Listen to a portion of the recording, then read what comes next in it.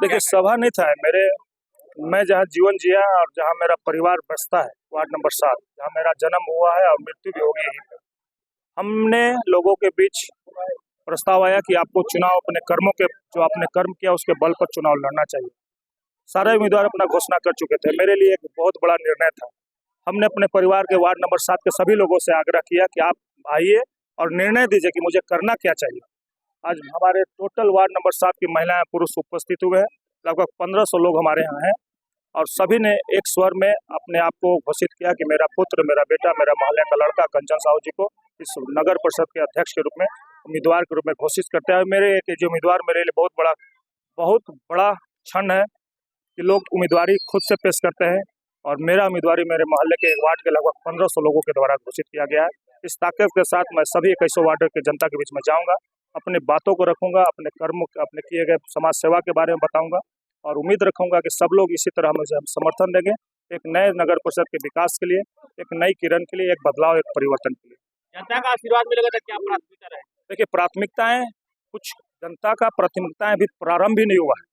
अभी पहला जो चुनाव 5 साल का था वह चुनाव सीखने का था। विगत 10 वर्षों का चुनाव सिर्फ और सिर्फ अपने निजी स्वार्थों को पूर्ति के किया गया है। वरना आज सरस्वतिया नदी, दानोर नदी के घाट पर इतनी गंदगी और धुआं से परेशान नहीं होता लोग। हाँ, मेरा उम्मीदवारी आज हमारे वार्ड के द्वारा किया गया है। इसके बाद मैं 2100 वार्ड में जाऊंगा। अगर सभी का समर्थन मुझे मिला, यकीन मानिए नगर परिषद के जो सबसे मूल सुविधा है वह सफाई, नदी की सफाई और सड़कों की सफाई। एक भी 2100 वार्ड में एक भी अपना निजी किसी वार्ड का पार्क नहीं, एक भी व्यवस्थाएं नहीं है। महिलाएं आज भी चरमरा रही हैं अपनी सुविधाओं को पाने के लिए। किसी का वृद्धा पेंशन नहीं बना है, लोग ऑफिस का दरवाजा खटखटाता है, वहाँ लोग पहचानते नहीं है। एक अध्यक्ष के नाते मैं हर वार्ड में अपना निजी जनता का दरबार लगा करके आवेदन को लूंगा और किसी को मैं अपील करूंगा कि कोई भी नगर परिषद कार्यालय में नहीं जाएगा। अगर कोई अपने निजी कार्यों के लिए, अपने समस्याओं को लेकर जाता है तो अध्यक्ष और वार्ड पार्षदों का फेल्योर है कि जब सरकार के द्वारा मान्यता प्राप्त है कि वार्ड और अध्यक्ष नगर परिषद का काम करेंगे, उसके बाद ही जनता कार्यालय में जाकर रगड़ता है अपना चट्टी, तो यकीन मानिए यह उस अध्यक्ष का, उस वार्ड परिषद के लिए जोरदार तमाचा है कि आपको रहते हुए जनता दरवाजा कार्यालय जा रही है। मैं अपना निजी वार्ड पार्षदों के साथ बैठक करके और मैं कोशिश करूंगा कि मेरे वार्ड से, मेरे 2100 वार्ड से कोई निर्धन महिला पुरुष अपने निजी सुविधाओं के लिए, अपने समस्याओं के लिए नगर परिषद का दरबार न जाए, बल्कि नगर परिषद का तमाम पदाधिकारी एक एक घर का दरवाजा खटखटा के पूछे कि आपके पास समस्या क्या है। तभी रामराज कहलाएगा, तभी यह लोकतंत्र का जीत होगा। और इसी की परिकल्पना के साथ कि हमारी समस्या है, जनता की समस्या हमारी समस्या हो और हम सब उस समस्या को दूर करें। और गढ़वा की जनता को बहुत ज़्यादा समस्याओं की जरूरत नहीं है। उनका मूलभूत सुविधा वृद्धा पेंशन नहीं बन रहा है। बहुत सारी योजनाएं जो सरकारी लाभ जनता के बीच आती है, वृद्धा लोगों के लिए, महिलाओं के लिए, बच्चों के लिए, अभिभावकों के लिए, छात्र छात्राओं के लिए, उससे वंचित है। उसका सबसे बड़ा कारण है कि कम्युनिकेशन गैप है। सभी प्रत्याशी चुनाव के बाद भूल जाते हैं कि जनता वोट दिया है। हम जीवन भर इस ऋण को इसलिए भुलाएंगे कि मेरा जो समाज है वह समाज जनता है और जनता के बीच में रखकर जनता के कार्य करने के लिए मैं इस बीच में आ रहा हूँ। और उम्मीद रखता हूँ कि जनता अगर हम पर भरोसा की तो 5 साल में बताऊंगा कि राजनीति किसको करते हैं और सेवा किसको करते हैं। निश्चित रूप से स्वास्थ्य,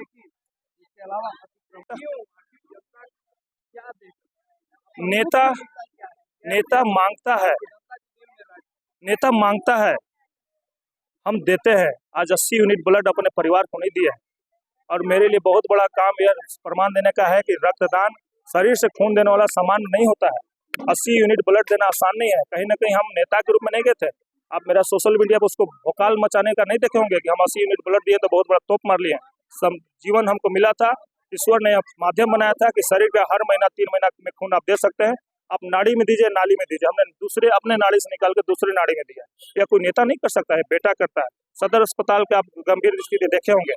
जब मैं ज्वाइन हुआ था तो मुझे भी विधायक प्रति बनाया गया था। मैं ही चाहता तो एसी रूम में बैठा रहता, कोरोना के समय में एसी डीसी में बैठ करके मैगजीन पढ़ता था, न्यूज देखते रहता। लेकिन मैं बेटा के रूप में, जनता जब हमारे बीच कष्ट में थी तो सदर अस्पताल के कोरोना काल के तीनों फेज में नेता के रूप में नहीं गया था, वहाँ बेटा के रूप में गया था। अपने जीवन की आहुति लगा के गया था। तो मैं अपने पूरे जीवन में इमोशनल भावुक कार्य किया हूँ, समाज सेवा किया हूँ। लोगों को समझने की जरूरत है कि अगर कोई व्यक्ति सेवा करता है और उसके साथ सोशल मीडिया का यूज करता है तो सेवा नहीं करता और निजी स्वार्थ के 2 का काम कर लेते, दिन भर चमका लेते हैं। हमारा 80 यूनिट ब्लड, 3 साल का कोरोना, यह समान प्रक्रिया नहीं था। और आज इस मंच से आपको बोलने में मुझे हिचक हो रहा है कि मैं अपने कार्यों को आपके माध्यम से बखान कर रहा हूँ। यह भी मेरे लिए बहुत छोटा बात हो रहा है। यह जनता याद करेगी तो शायद हमको बोलने की भी जरूरत नहीं पड़ेगी।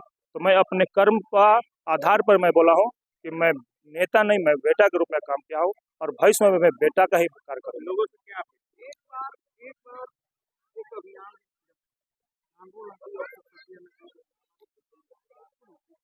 देखिए, डांडू नदी और सरस्वती नदी का समस्या इस बात का नहीं हो कि उसमें कूड़ा नहीं फेंका है। कूड़ा जाए कहाँ? इस पर आज 18-20 साल से नगर निगम का नगर परिषद का गठन हुआ है, आज तक कोई ठोस सुविधा नहीं हुआ। मेरा कहना है कि सरकार अपनी तमाम पदाधिकारियों की इस कमेटी के रूप में बैठाई है, जनता अपने अध्यक्ष वार्ड पार्षद को बैठा देती है। आज तक क्यों नहीं पहल किया गया? ऐसा कौन सा मामला है कि उस एक छोटे से समस्या को समाधान नहीं किया जा रहा है? इसका मतलब एक इच्छा शक्ति नहीं है। लोग पद पर आ जाते हैं लेकिन समय जनता के लिए नहीं होता है।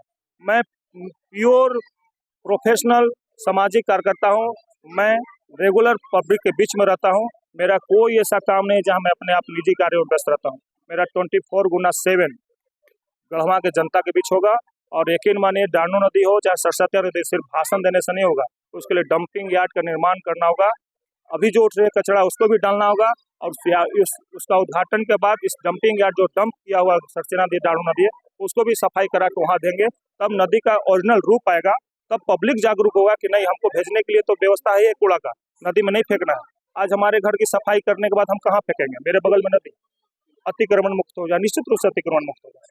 तो सब समस्याओं का समाधान इसी जगह, सिर्फ नजर नहीं है वहां तक कि समाधान कैसे करना। जहां तक अतिक्रमण का बात है, हाईकोर्ट का निर्देश होना अपने जगह पर है, लेकिन मेरा ही कहना है कि अतिक्रमित किए गए शहर को जिम्मेवार कौन है? आप जब नक्शा बनाते हैं, आप नियम बनाए कि घर बनाने का नक्शा पास कीजिए, तो घर कैसे बन जाता है?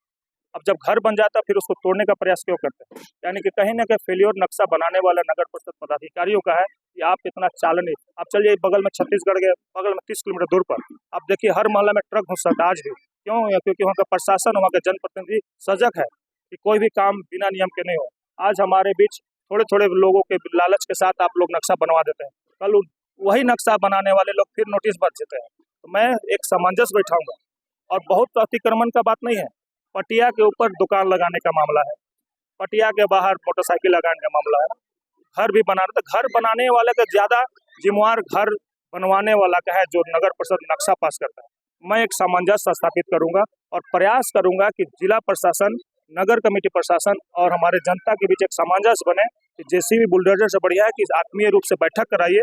लोग मोटिवेट हो जाए तो खुद ब खुद अपने आप को पीछे कर लेंगे। मैं आग्रह करूंगा सभी लोगों से, इस जनता के दरबार में उपस्थित हुआ हूँ एक याचक के रूप में अपने कर्म के साथ। उम्मीद है कि आप सब हम पर भरोसा करेंगे और इस नगर परिषद के अध्यक्ष पद पर जो आज हमारे वार्ड के लोगों ने सब विश्वास दिलाया है, आप सभी लोग मिलकर के हमको एक उचित सम्मान देने का